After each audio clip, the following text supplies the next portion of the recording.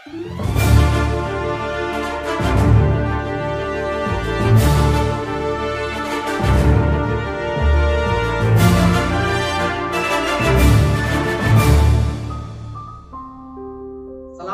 warahmatullahi wabarakatuh. Selamat berjumpa. Kesempatan kali ini kita hadir dalam edisi khusus, edisi Bincang Asik, yang kebetulan pada kesempatan kali ini kita kehadiran tamu istimewa, teman kami, sahabat kami, Ibu Juni Astuti, guru dari SMP 23 Semarang, yang beliau adalah salah seorang dari penggerak, ya. Guru penggerak yang keberapa, Bu? Angkatan yang keempat. Apa motivasi Ibu ikut ke guru penggerak itu? Iya, Pak. Jadi terima kasih sebelumnya ya Pak Rati, saya kok diajak ini ya. Itu kehormatan buat kami ini. Nah, ini membicarakan program guru penggerak ya Pak. Ya. Jadi di situ tujuannya adalah kaitannya dengan bagaimana guru itu nanti dilatih menjadi pemimpin pembelajaran, kemudian mengenali siswa dan diberikan bekal pedagogi dan banyak hal. Dan ketika saya mengikuti CGP yang angkatan 4 ini baru jalan 2 bulan ya Pak ya, 2 bulan baru jalan, dan kami baru sampai ke modul paket 1, yaitu modul 1.1 sampai 1.4. Itu saya merasakan manfaatnya luar biasa. Manfaatnya luar biasa. Kan setelah saya mendapatkan ilmu itu, kemudian saya praktekkan sendiri di kelas saya gitu ya. Itu luar biasa Pak. Jadi Sekalipun kita dulu di bangku kuliah itu juga sudah mendapatkan bekal pedagogi, tapi sesuai dengan perjalanan waktu, perkembangan zaman itu gimana itu? Nah, itu malah kan Pak, kita di apa lagi, di refresh lagi ya, Di refresh. mindset kita di refresh lagi tentang ini loh, pendidikan yang sesungguhnya itu seperti ini. Dan juga di samping di refresh mungkin paradigmanya juga mungkin disesuaikan dengan perkembangan atau tuntutan sekarang ini. Iya, betul Pak. Oke. Kami tuh sering menyaksikan di YouTube teman-teman kami itu membuat video yang isinya adalah refleksi tentang pemikiran Ki Hajar Dewantara. Nah ini mumpung Ibu ada di sini, kami inginlah juga mendapatkan sharing tentang bagaimana sebenarnya konsep pemikiran tentang pendidikan oleh Ki Hajar Dewantara. Jadi begini Pak, kita akan di-refresh lagi pemikiran beliau yang luar biasa itu tadi. Pendidikan itu adalah menuntun segala kekuatan kodrat yang ada pada anak-anak. Menuntun segala kekuatan kodrat yang ada pada anak-anak. Agar mereka dapat mencapai keselamatan dan kebahagiaan yang setinggi-tingginya, baik sebagai manusia maupun anggota masyarakat. Itu tertuang dalam bukunya beliau, Dasar-Dasar Pendidikan halaman 1. Jadi di sini kita Pak, ketika kita menjadi pendidik, itu kita menuntun siswa kita itu sesuai dengan kodrat alam dan kodrat zaman. Ada kodrat alam, ada kodrat zaman. Kodrat alam itu apa? Kodrat zaman itu apa? Terus terang maaf, ini buat kami Bu, ya buat teman-teman ini mungkin hal yang baru ini. Ya. Bisa diceritakan gitu? Secara sederhana ya Pak, penangkapan saya dan saya pelajari. Secara sederhana bahwa kodrat alam itu anak itu sudah dari sononya. Dari sononya. Fitrahnya. Ya fitrahnya. Itu sudah tercekas. Kalau bahasanya Bu Ana itu sudah genetik. Ya. Nah, dalam tumbuh kembangnya Pak, kita kan menuntunnya Pak. Dalam kembangnya dia akan dipengaruhi oleh lingkungan alam dan lingkungan juga zaman gitu ya. Iya. Gitu Pak. Jadi di situ juga ada motivasi internal dan eksternalnya yang mempengaruhi itu tadi. Jadi dalam hal ini kita diingatkan bahwa seorang pendidik itu adalah ibaratnya itu petani. Beliau Ki Hajar Dewantara itu Pak. Jadi kita itu harus menciptakan yang namanya lingkungan belajar, itu ibaratnya kalau seorang petani itu menyiapkan sebidang tanah Karena untuk ditanami bibit padi. bibitnya adalah siswa yang membawa kodrat alam itu apa? Kodrat alamnya itu. Kodrat alamnya itu ya. Dan kita sebagai pendidik itu menyiapkannya, lingkungannya belajar itu ibaratnya sebidang tanahnya. Sebidang tanahnya itu. Kita perlu yang namanya apa Pak? Kalau kita menanam itu bercocok tanam, kita gemburkan dulu tanahnya, kita airi, kemudian kita pupuk, ya. Sedemikian hingga kita rawat sehingga bibit yang kita tanam tadi akan tumbuh kembang dengan baik. Harapan kita seperti itu. Jadi konsep pemikiran beliau itu salah satunya kita sebagai pendidik menuntut anak itu tadi seperti seorang. Berarti kalau di analogi tadi sebagai media untuk menanam tadi harus kita ciptakan lingkungan belajar yang mendukung untuk tumbuh kembangnya kodrat anak itu. Betul, Pak. Masya Allah, luar biasa. Nah, berarti kalau di samping kodrat alam tadi ada kodrat zaman. Sementara zaman itu kan selalu berputar dan berubah. Berarti guru harus apa itu? Mengikuti perubahan zaman. Sementara maaf kita kan produk out gitu ya. Uniknya Pak itu nanti akan nyambung dengan yang namanya bahwa guru profesional itu salah satunya adalah mengenali karakteristik serta dirinya Pak. Ya. Berarti ini merupakan PR besar bagi kita sebagai guru ini, bahwa guru ini tidak boleh hanya berdiam diri. Pokoknya aku seperti ini ya, saya kan udah lama gitu ya. Terus lagi ada tambahan, sudah saya udah di zona nyaman. Zona nyaman itu kan ada PR di dalam. Oke. Berarti dalam rangka untuk ini tadi merangsang pertumbuhan siswa. Kalau ditinjau dari tuntutan kodrat zaman, guru harus dinamis, guru harus kreatif, guru harus inovatif ya. Dan selalu belajar, dirinya. Ya, Pak. Maka istilahnya guru penggerak ya. Penggerak tadi nggak diam, dinamis kan? Betul, tapi harapannya bahwa semua guru itu nantinya bakal menjadi guru penggerak. Ya, walaupun mungkin secara definitif itu tidak ikut dalam program guru penggerak, tapi secara implementatif gitu ya, itu tetap harus mengadopsi gitu ya. Maka kita yang sudah kita masuk di PGB sebelumnya, kita menularkan ilmu itu di lingkungan kita sendiri, karena setiap ada kesempatan mari kita ikut ya kan Pak. Tapi kalau belum ada kesempatan, kita bisa belajar dari yang sudah kita. Oke. Jadi dalam hal ini kita belajar itu kita kolaborasi sama-sama, saling mengisi, saling bersinergi ya. Oke.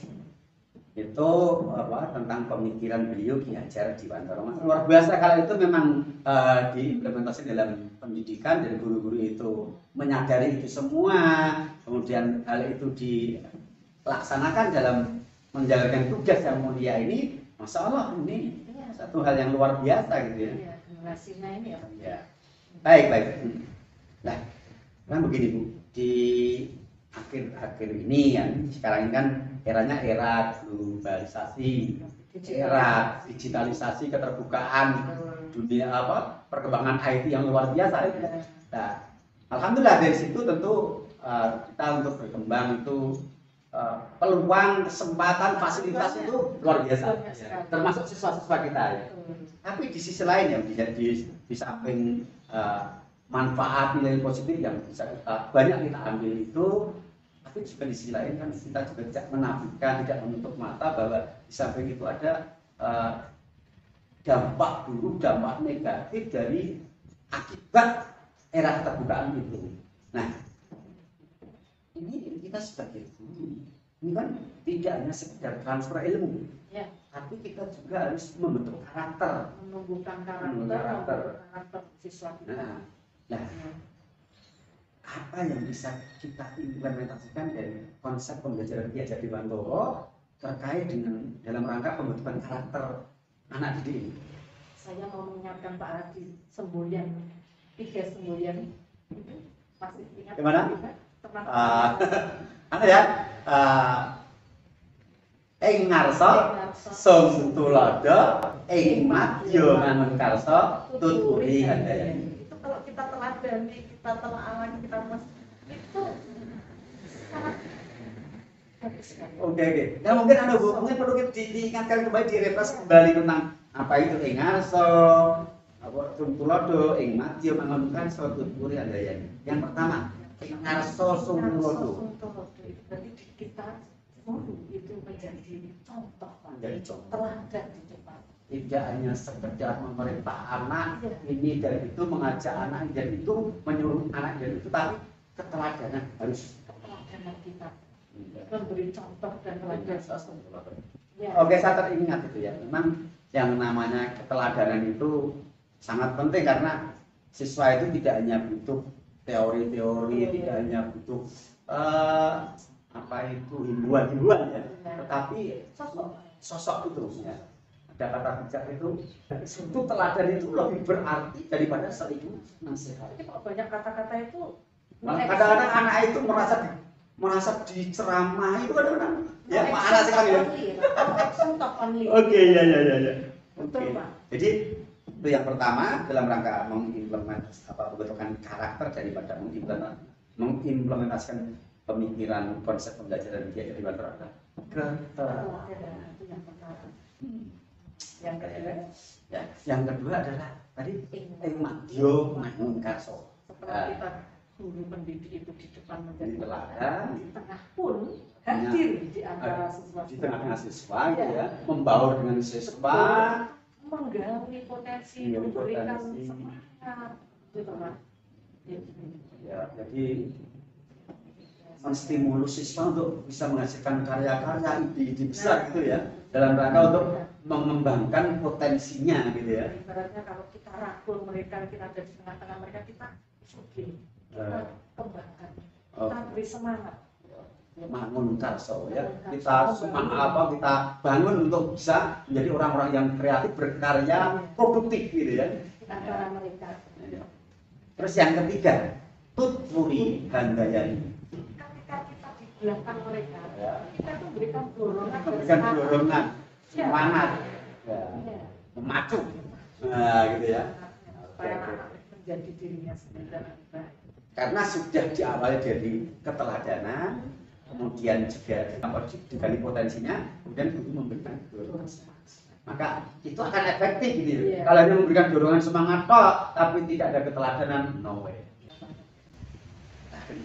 Di dalam kita menghadapi siswa, di samping nilai-nilai positif yang kita kembangkan tadi, berkarakter, di samping kita mentransfer ilmu, juga kita membentuk karakter.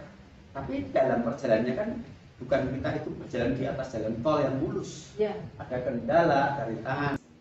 Terus bagaimana untuk menangani siswa-siswa yang bermasalah menurut konsep pemikiran Gajah Dewantara dalam hal pendidikan? Betul Pak.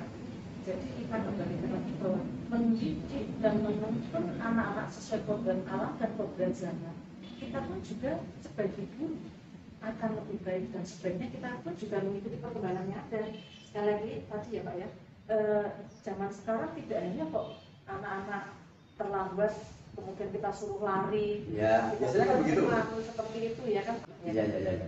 Jadi untuk mewujudkan profil pelajar Pancasila itu meskipun salah satunya adalah berkebudayaan global atau apa namanya itu memahami global ya.